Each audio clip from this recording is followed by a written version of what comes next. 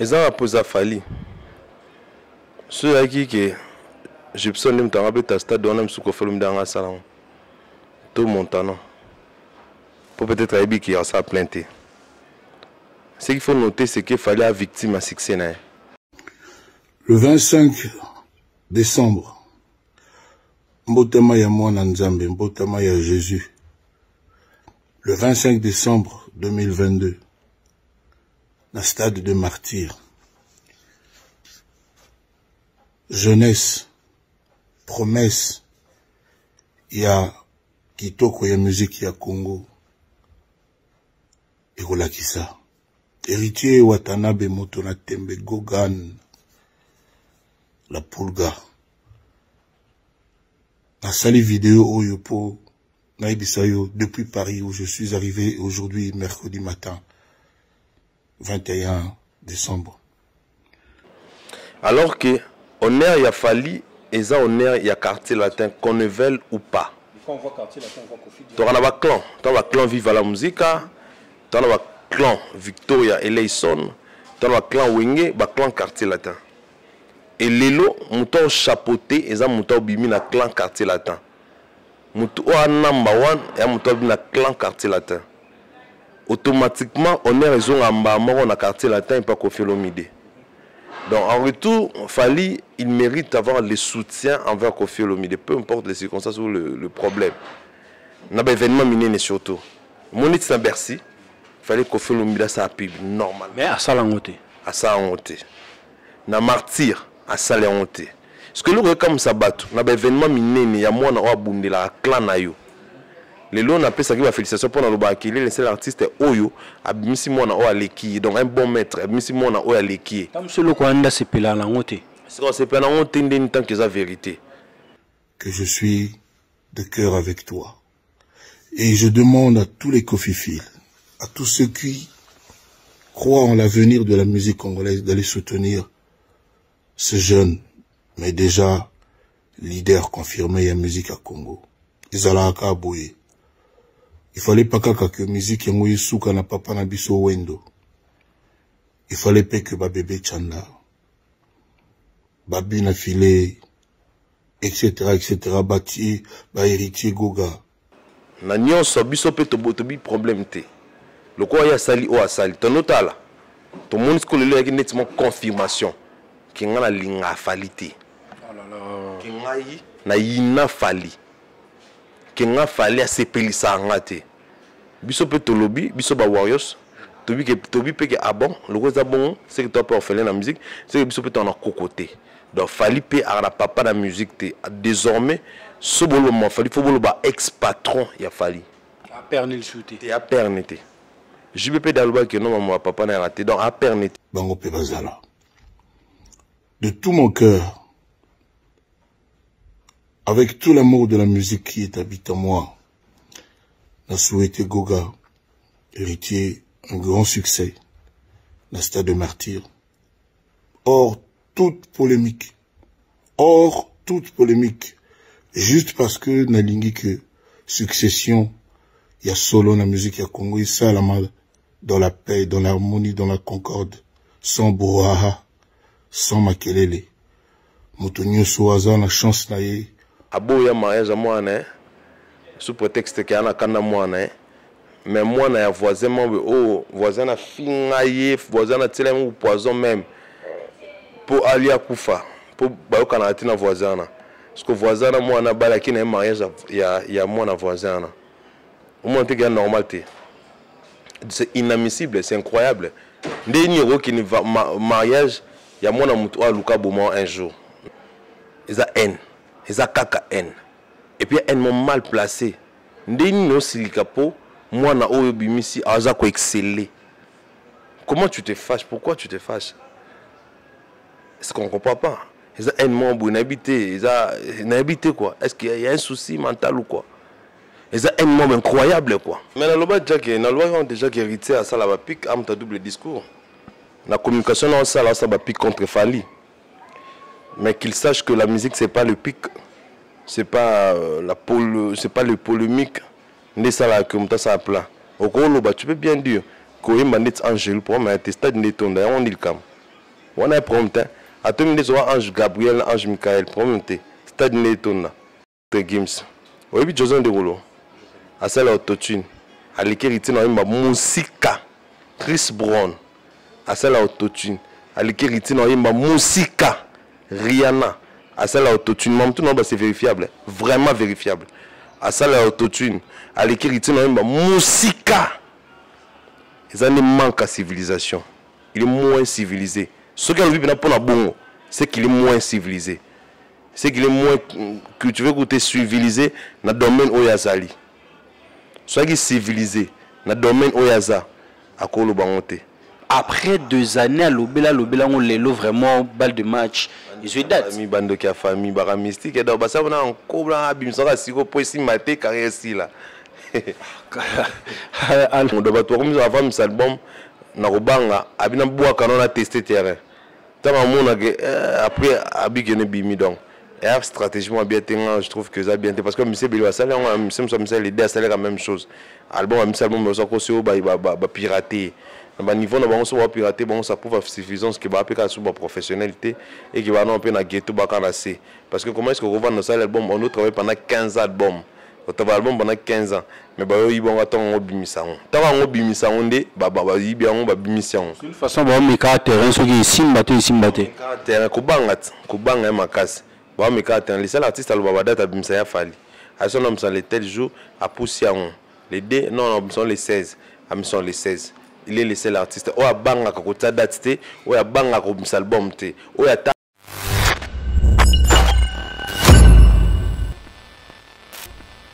Bonsoir mesdames et messieurs, c'est pour moi un honneur, un réel plaisir encore de se tenir devant vos postes téléviseurs, vos smartphones, vos PC pour vous présenter ce nouveau numéro de votre émission que vous portez à cœur 100% actualité animée par Tonton Bench, les tontons de toute une génération. La santé est en train de déranger, mais l'histoire de vous informer est notre devoir. Voilà la raison pour laquelle on est dans ce beau cadre pour produire et travailler cette émission. Merci pour votre fidélité.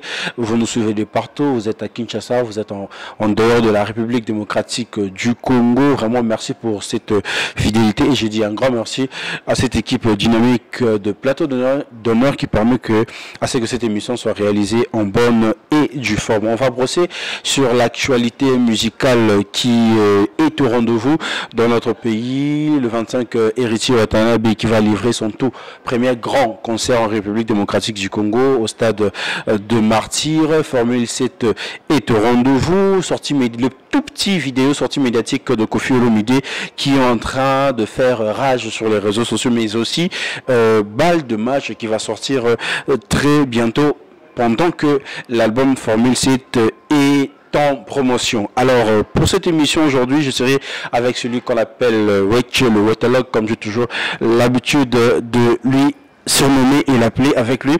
On va partager ces bons moments. Waterlog, bonne nuit. Ouais, Taurus, par la grâce de Dieu, Bems. Ça va, merci pour l'invitation. Ce que vous avez dit, Moboul Mabé, au Tekite, au Basombiote. Nani Basombio qui souhaite vraiment son bavot. Ça. Ah, mais on a posé mon faux-zala. Mon album toujours so na batutu ba o ba na artiste et tout.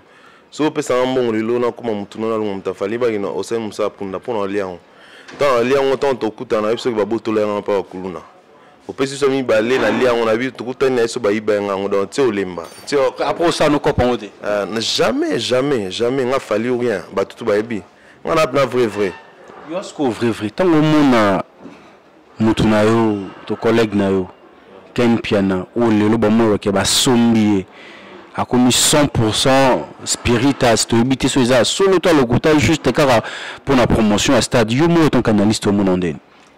Bon, d'abord ce qu'il faut savoir que mutu na mutu ana ningi na fonctionnera ana ba idée na ba idéologie na ana momna salara la vie na donc voilà déjà c'est différent on a Ken Piana mais Ken Piana et ça peut que faut y baser camarade hérité na bakitambo na biso to ba na bakitambo bandal donc Ken Piana na master hérité bo moi na bakola nae ba parents ba ebani tout ça au nom de l'amitié peut-être on va soutenir ma san hérité mais position na côté musique et ça fali Et puis il faut que Fali peut rendre quoi Ken Piana parce que parents à Ken Piana nos parents à Fali.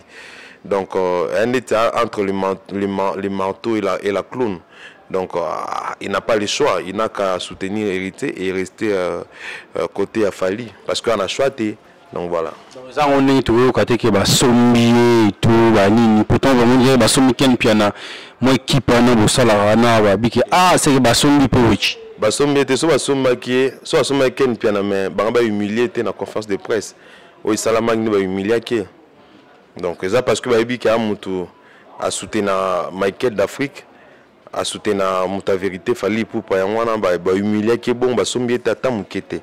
Et puis ako sombi te Ken Piana déjà patron a patron film na film bu akenda poto ana ba parler à Tokos am tanzalate on comprend.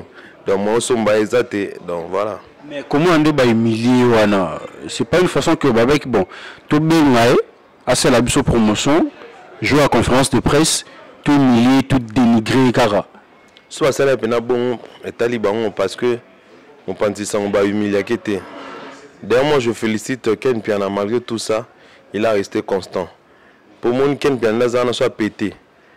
Et qui a bandé ça la pena ba contre campagne. On a possibilité au Kim ça peut à 5000 personnes. On va pas surtout au côté ma casse. Mais bon, malgré tout ce qui s'est passé, à saluer le grandeur d'esprit, à qui peut n'a été. Donc voilà, c'est ça ce qui est important. Et puis événement à Nouro et Tralipé Kalaming, il traîne à 2-3 jours. Donc total ending en bêta. Et puis voilà, Tori Bara le 26 Nitoloba.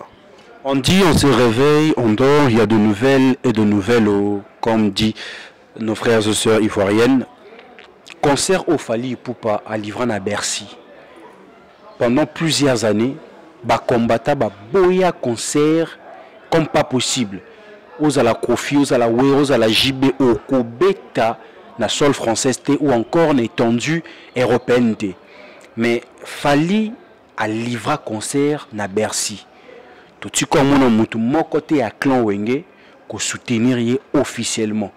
Aussi longtemps que Isaki Kakapon a été, mais pour les musiciens nyonso il y a comment que font la couper ça moi gomoroboué mais tout le monde a grandé petit mort répété à tikala pe ko soutenir à salama comme nous na salango tinira qui na beta concert mais aujourd'hui voir que Héritier Watanabe en train de livrer son concert que ba vena wenge ba soutenir yé kaka na ba poste mais ba vidéo te mais comment que le père ou engendra Fali musicalement na musabat pour un succès Kofi Olomide à sa vidéo il y a qu'à soutenir concert et héritier mais aussi longtemps à binomoko batika au salonte et ton canaliste mettons que warrior comment tu ressens cela ils ont posé à Fali ceux à qui que j'ai besoin de me rappeler ta stade on aime ce qu'on fait le dans un salon tout montant pour peut-être aider qui a ça plainte. Ce qu'il faut noter, c'est qu'il fallait à victime à succès, à victime et élévation, battu pour rien, à ça battu l'autre. La félicité a fallu fort, parce que soit qui mental d'assiété, soit qui pensa mobilité, mais peut-être à kraka. Face il y a ba NO ils ont envoyé gratuitement. Autour le boulot bien Fali à zong sa musique na poto. Fali mutazong sa musique. Abuna pour na cause mon noble pour na yemorote. Yé mutazong sa penza musique na poto. Yo monto bien ngaki a trouver soli. Ba mi konzi ya mboka ba bunda bazong sa musique na poto ba kokate. Ba sa tout ba tsala ba moyen ba kokate. Mais Fali azong sa musique na poto pour l'intérêt de tout le monde de Zoloba. Normalement Fali ba CP là. C'est pélaté, silika par contre. Au monde a été la sorcellerie. Au monde a été que il n'a pas mbakakabou. Pour eux, il fallait que Moutoum soit sans homme falité. Non, c'est parce que ça fali. Fali a un problème parce que ça fali. Fali a un problème parce que a un succès. Fali a un problème parce que le loi numéro 1. Pour le vieux là. Il ne fallait pas qu'il fallait un numéro 1. Il ne fallait pas qu'il fallait un succès. pour na bango fallait balobaka qu'il fallait l'équipe bango l'équipe fallait musika. Les époques changent, la génération, il y a ce qu'ils ont côté la Marambouasika. Comment rester toujours numéro 1 aussi longtemps, les choses changent. Bah ko admirer en honte. Bah ko comprendre en honte. Koffi Olomide ko soutenir héritier, to peut ko ça la vidéo pour na héritier. Et à ma bête. Et ma bête. Et la culture. Et ça va faire avancer la culture, tout ça. C'est bien pour la culture. Mais c'est pas choisi, c'est mon moment. Pas ni un moment où. C'est ça l'idée par rapport à la question. Tout ce qu'on a mis tout dans la question, ndeni si quoi ça n'a pas hérité, à ça n'a pas hérité, à ça n'a pas falité. Alors que honneur il y a fallu et ça honneur il y a quartier latin qu'on ne veuille ou pas. Quand on voit quartier latin, on voit Koffi. Tu as un clan, tu as un clan Viva la Musica, tu as un clan Victoria Eleison, tu as un clan Wenge, un clan quartier latin. Et lelo mouton chapeauté et ça mouton bimi na clan quartier latin. Mouton number 1 et mouton bimi na clan quartier latin. Automatiquement on est raison en bas na quartier latin et pas Koffi Olomide.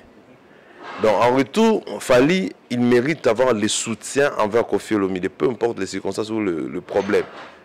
N'a pas événement miné surtout. Mon est Bercy, il fallait Koffi Olomide ça pib normal. Mais à ça la honte. À ça honte. Na martyr à ça la honte. Ce que nous comme ça battu, n'a pas événement miné il y a moi na abundé la clan na yo. Les lots n'a pas ça qui va félicitations pour le bakili le seul artiste Oyo abimisi mona o aleki donc un bon maître abimisi mona o aleki comme celui ko anda se pela la honte c'est qu'on se pela la honte ndeni tant que ça vérité c'est qu'on entend le ba faut ton ko ça kaka pour tout ça là bon plaisir donc ba tona balinga to ko ça kaka to le ba ki bon ba leki kaka pour bon ba se pela pour ba ina mutu te non so to bi ke lelo fali ko non onete so bi so to lobi ba to ba mona to bi ke fali aleki bango bon ba tomboki. On fait pas mon pas mon qui non biso peta na biso zaki to le cap ba to to le cap ba vie musu kuta ko fa mi da loba ka l'équipe ba lo malika loba ka l'équipe te beli le meilleur de tout le temps ba to mo ka ta silika ta to mon normal parce que question toi tout na ndine ka fali ndé mo comme problème on fali ko non na loba on ta ki biso ba to mo na ka ndé to loba ki pour na biso pour le moment fallait ça number 1 et ce qui est vrai on se comprend donc au-delà de tout, et ça que faut baïba. Plus particulièrement les Warriors. Qui aujourd'hui, Mamoto Loba, qui est musicien, on a une loba surtout, qui est musicien congolais, secteur au Faliaza, balinga kete qui est solo. Parce que c'est inadmissible. Au moins, on a peine que papa Moroboé, moi, on a yé, on a pris cet exemple la fois passée, moi, on a yé, on a pris cet exemple, moi, on a à Bali, par exemple. On a changé d'exemple. Moi, on a Bali, à Boya mariage, moi, on a sous prétexte qu'il y a un canard, moi, on a mais moi, on a voisin, voisin a fingaillé, voisin a tiré un poison même pour aller à Koufa, pour bailler au voisin. Parce que voisin, moi, on a Bali qui n'a un mariage, il y a moi, on a voisin. Au moins, c'est normal. C'est inadmissible, c'est incroyable. Dès qu'il y a un mariage, il y a mon amour à Luka Bouma un jour. N'habite que où est Luka Bouma un jour. N'a pas qu'un exemple. Un métaphore. Mais entre temps moi on a eu aussi qu'il est peut-être pas le bara par exemple que non papa en tout cas là au Saliana c'est pas dans hôtel au soto milema sangolangwe au zongi au subi na bilamba à ce papa en tout cas non milema sangolangwe au subi na c'est pas dans hôtel dans yo tombo kila moi na vie mobimba bali oyete mais OK mariage à mutu oyo boyo kana raté oyo alinka bomo un jour OK à moi na ce n'est pas normal. Il y a des cas où ça bat. Koffi Olomide, normalement, les locaux et salami les loboé. Il faut comprendre que hier, à Sali Jantan nae. Il faut comprendre qu'il y a comme un moment où il faut préparer retraite nae. Être fier de ses poulets. À préparer retraite nae tout en étant fier, il y a bateau, il y a bimisi. Tout en étant fier, il y a Fally Ipupa. Na nyonso biso pe to problème te le quoi ya sali o asali to notala to monde ko le yaki nettement confirmation ki ngana linga falite ki ngai na yina Fally ki nga Fally a sepelisa ngate biso pe to lobi biso ba Warriors Tobi pe que ah bon le rose bon c'est que toi pas orphelin la musique c'est que biso peut en côté donc fallait pe à la papa la musique désormais ce bolo mo fallait faut bolo ba ex patron il a fallu à pernil souté et à pernité JBP Dalouba que non mon papa n'a raté donc à pernité à ex patron na quartier latin est ex entreprise au aigle sala à partir à l'élo to bango souté et puis ba lo bango souté oui rendre papa héritier pour papa fonctionner bon peu importe ma belle ouera toi héritier. Mais on voit les choses de loin étant qu'analyste tant on analyse Makambo Kofi reproche Fally de quoi pour agir de cette façon? Il reproche Fally de rien, il est juste jaloux de Fally. Il est vraiment jaloux de Fally. Pour lui, il fallait Fally atikalara ou azalara dans le quartier latin. Il fallait pas Fally comme un king, comme un aigle, comme un race, comme un number one. Il fallait pas Fally comme un aigle, comme un trouva, comme un elrei mago, comme un maman tout. Il fallait pas. Fallait aller kilelo. Pour nous, il fallait aller kaka, fallait venir manger tinzambe. Ni tano kanta kuloko a kanzambe. Ils ont haine, ils ont kaka haine. Et puis haine mal placé. Ndeni no silikapo, moi na oyo bimisi aza ko exceller. Comment tu te fâches? Pourquoi tu te fâches? Est-ce qu'on comprend pas? Ils ont haine mon bon habité, ils ont habité quoi? Est-ce qu'il y a un souci mental ou quoi? Ils ont haine mon incroyable quoi. Non, cause mon haine on attend. Ce que Kofi a fait, ça prouve seulement qu'il n'aime pas Fally. Il a fait ça parce qu'il n'aime pas Fally, il est jaloux de Fally. Je dis et je reconfirme selon moi, je n'injure pas. Je dis que par rapport à ce qui s'est passé, je vois qu'il est jaloux. Vous pensez qu'il a fait ça exprès pour confirmer vraiment une séparation? Oui, il a fait ça exprès. Oh, je sais. Il a fait ça exprès. Vraiment exprès. Il a fait ça exprès. Il a fait ça exprès pour nous l'accent mon kilipena qui dans yété. T'es pour nous ça n'était sur sa famille on Fally s'en fout. Maman biso rende to lobela on Fally peut-être à ibni pas monter. Il s'en fout carrément déjà aigle. Pour Aloba déjà que cette stade je vais jouer ça au nom de toute une génération.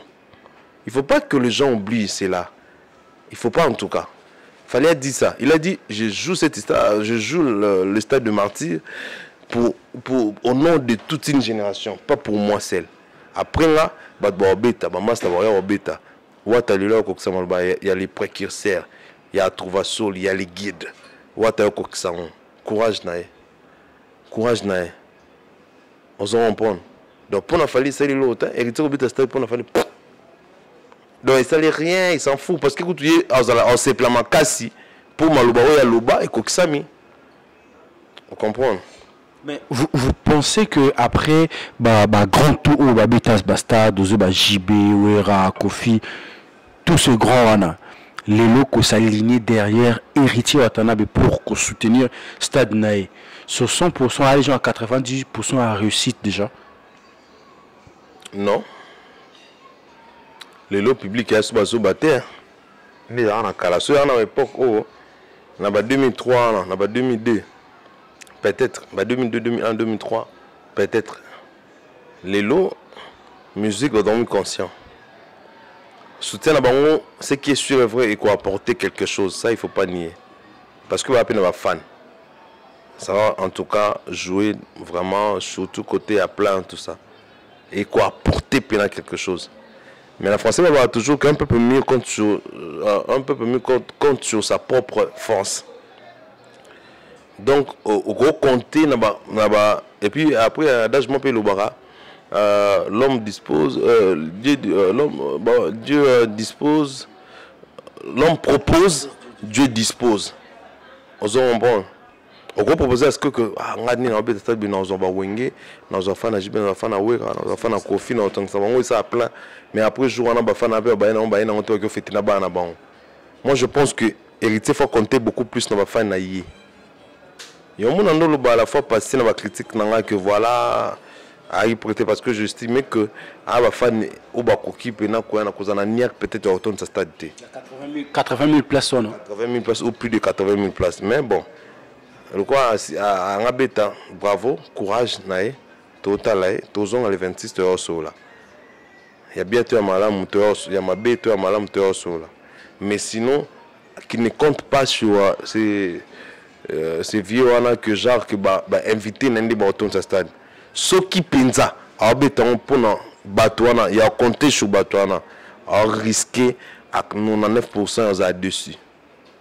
Mais quand héritier quartier latin, Bafan n'a pas 65 ans, 60 ans, 70 ans. La musique qui l'est l'eau. 75 ans, quartier latin. Bafan n'est pas moi.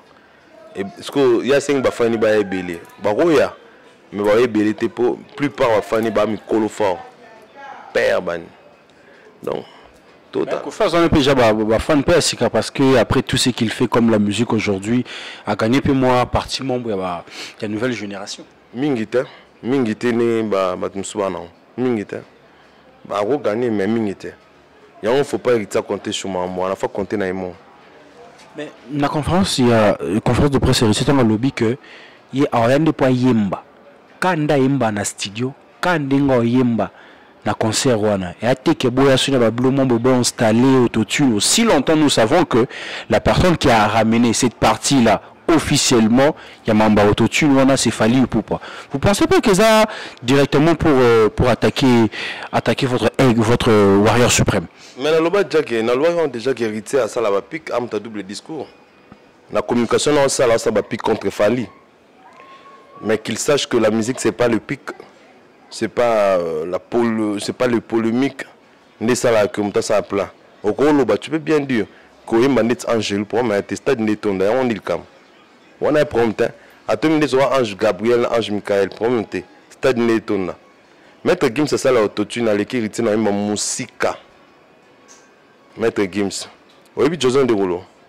À ça là autotune à l'écrit retient dans musique.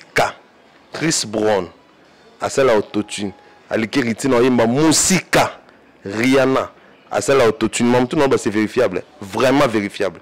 À celle autotune, à l'écrit dans ma musique, ils ont manque à civilisation.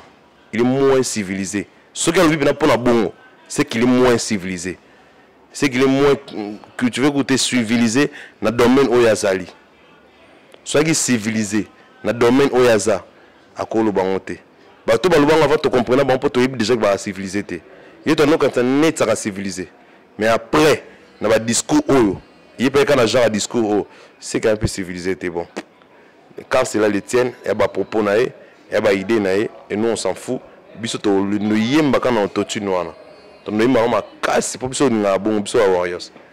En tout cas, c'est pas pour continuer ma casse, sinon tu les as lengi mon cordon. Parce que de l'autre côté, la musique est accompagner les sons d'une manière agréable à l'oreille. Donc, ça, ça, toros dans l'oreille. Surtout, bon, le rapport, bon, c'est lui qui va bien monter. Et tout le monde va grand tout va ça là. Donc, ça pas pour vendre notre tune dans ma casse, très important. Je entends déjà que de l'autre côté, Bazo prépare le spectacle, les années au spectacle au rendez-vous. C'est un spectacle. C'est un spectacle. Il y a un problème. N'est-ce pas Bems? Tozon à les 26. Toza kaka. Merci. Total. Tozon à les 26. C'est un spectacle avec le Michael Jackson. Et ça bien. Mais s'il arrivait que Héritier Watanabe a remplir stade au-delà de 80 000 places, Tembepe ils a sauté Tembe comment nier? C'est qui est quasiment impossible, mais bon, ce qui est commis,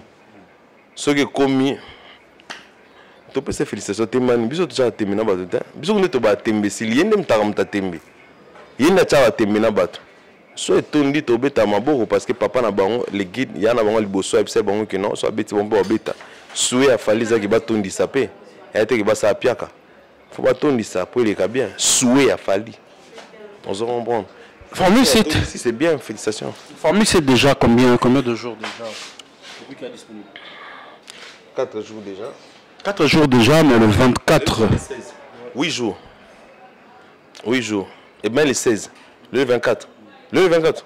Le 23. Le 22. Le 22. 6 jours. Formule 7. Une semaine déjà. Une semaine, presque une semaine. Démonstration à succès. Démonstration. Il y a des fans, il y a des mélomanes à bonne musique. Et ça là, il y a qui les salamate. Formule 7 bimi, tant bimi kaka. et vendu mon premier na hit na iTunes devant ba grand homme monde ya mokili. Ce qui n'a jamais été fait. Tout est sous défi à Sika. Formule 7 obiso wa tobe ngo meilleur album avec le meilleur album a Fally. Formule 7.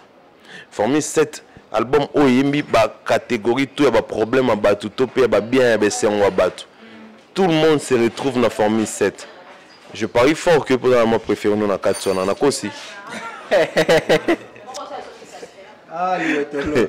Tu comprends? Même c'est pareil. Pareil, bah tout ça pareil. Et c'est incroyable. Et puis pas sur l'année TikTok. Famille s'est explosé TikTok. Pour la première fois, bah on m'a dit pour la challenge parce que on dit bon on a fait challenge, ils ont acheté. Pour venir mon am tout, c'est la poste qu'on dit mon challenge parce qu'il faut acheter. Maman bon comme dans ça là. Famille c'est un titre vraiment incroyable. Elle a malouba incroyable, elle a mélodie incroyable. Fally c'est autre chose. Fally n'est pas humain dans ma musique. Fally est extraordinaire. Fally est extraterrestre dans ma musique. Un monstre, un ange, un diable, un nzambe. Un mamounion dans ma musique, un mystique, un incroyable. Fally il est génie. Bamsou ba bon, Bamsou baba talentueux, Bamsou baba très talentueux, mais Fally est un génie. Parce que on sala na muta on sala on lisou soit à Paris. C'est un grand blague à part. C'est vraiment un grand, un bon. Il est merveilleux, Fally. Il est merveilleux. Il est wonderful, Fally. Un mystique, défouetté. En tout cas, je pense qu'il mérite beaucoup de respect. Yo album, on comprend que papa ça Joe a travaillé pour Indien. Fallait yemba ndetsa bu momdu oyemba ko yemba suka. Oyemba na bakanda mona oyemba na charme moko boy na biso ya saka na kote. Nia c'est sopa na loko mbula. Oyemba okanzi moko ba frisson na nzoto. Bandi moko ba meide. Ah maman, ma vie toujours compliquée. Depuis l'autre Akenda. Mais oui, qu'il y a un artiste de notre pays, album nous a tellement attendu, tellement des années. Au Baba qui soit album entre Bimi, tam ça qu'on perdre vina ko kufa. Mais qui prend le risque, il y a Bimi cet album on a le 24 décembre aussi longtemps. Formule 7 coûte à zone nous place penalty que 1 mois 2 mois. Challenge on a, étant que Warriors, étant que analyste, crainte tes athées.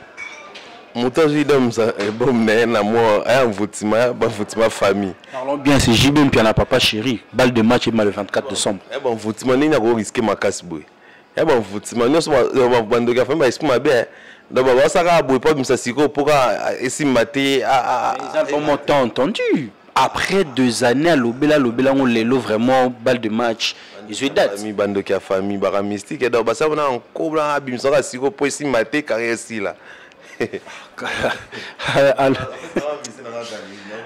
Non, misé galerie. Elle a un bon mais comme ça album non le bon toujours que elle m'a bêté. Alors ça quand il veut décembre il fallait te mettre ça là comme on a fallu te mettre ça on a ba date là. Et ça mon toutou. Alors ça temps il y a lingi mais seulement que à ça là vraiment en tente au batu bando zélé là on peut au-delà ba tente au bando zélé. Pourquoi? Parce que ça dit 15 ans ça bon raison les il faut ça la qualité, il faut peindre ça, on doit sentir mais na habité apparemment il est laissé l'artiste avant travailler album pendant 15 ans et puis ce album souka vie na so peut ça jubilé pour ça na 15 ans. Il a attendu peut-être donner le meilleur de lui une fois pour toutes. Donc si c'est ça, si c'est le cas, en tout cas tous là parce qu'on a encore un truc convaincu qu'on a déjà.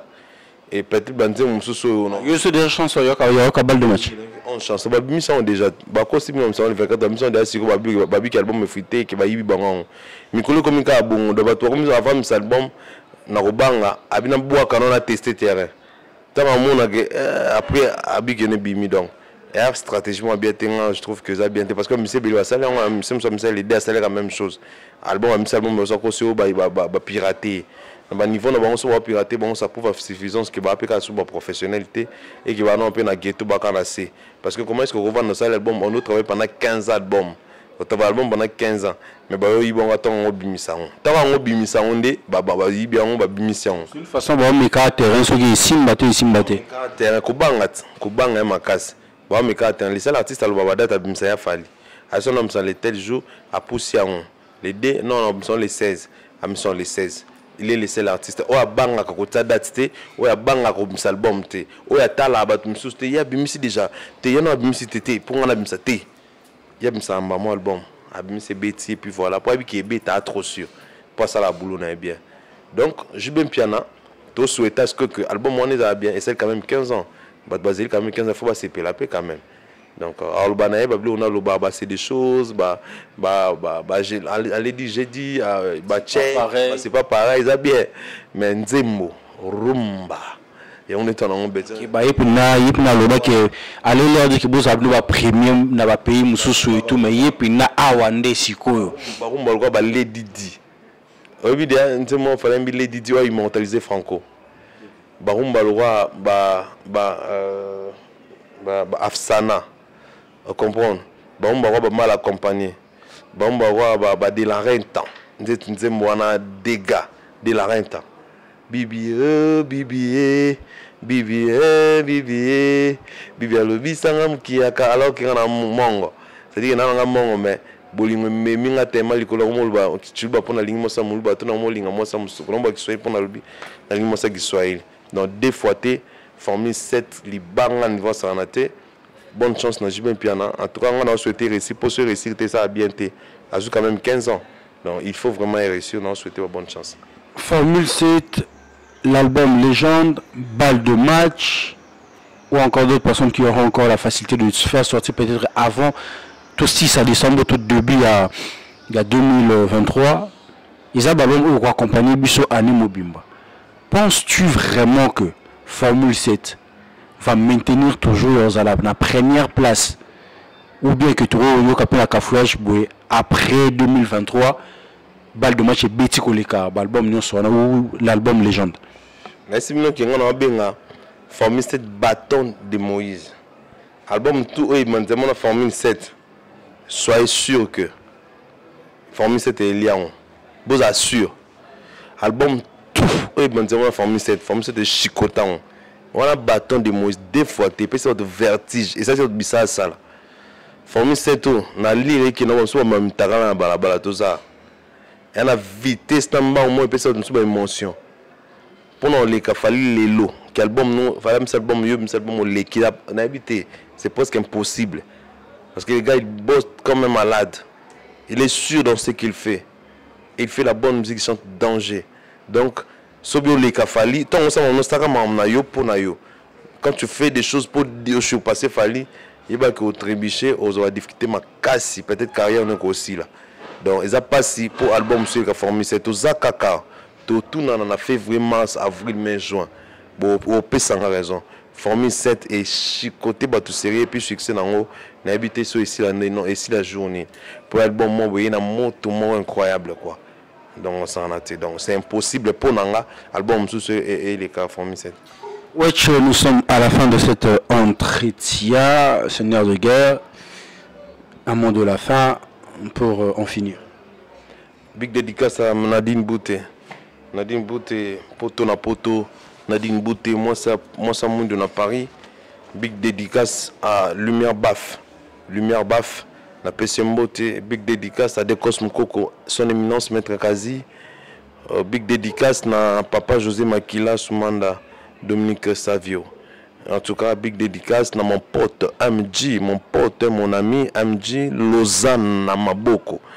Mbote Nayos, Rodrigue Nzolo, Canada, Aigle. Donc voilà, Amanda Kassama, mon conducteur Djan Kishasa, honorable Prince Tukuzu, Rachel. Ouais, Azad Janakin, donc tout le monde a peut-être lobby après lobby. Mbote Lissous, mon général Kelly Charleston Warriors, et puis l'honorable Prince Tukuzu. Important, très important. Voilà les amis, comme vous l'avez bien constaté que nous sommes déjà à la fin de cet entretien, c'était pour moi un honneur, un réel plaisir de vous présenter encore une fois cette émission 100% actualité sur plateau d'honneur télévision. Je dis un grand merci à Navena Bissomoko, Prince Tukuzu, je dis un grand merci à cette équipe de plateau d'honneur. Là on voit directement NEMS qui a permis que cette émission soit réalisée en bonne et due forme. J'ai dit et je le répète, si vous aimez ce que nous sommes en train de faire, la meilleure façon de nous soutenir, c'est de vous abonner, d'activer la cloche de la notification, de partager nos liens et ça fera énormément plaisir. Quant à moi, je vous dis bye bye et on se retrouve à un prochain numéro.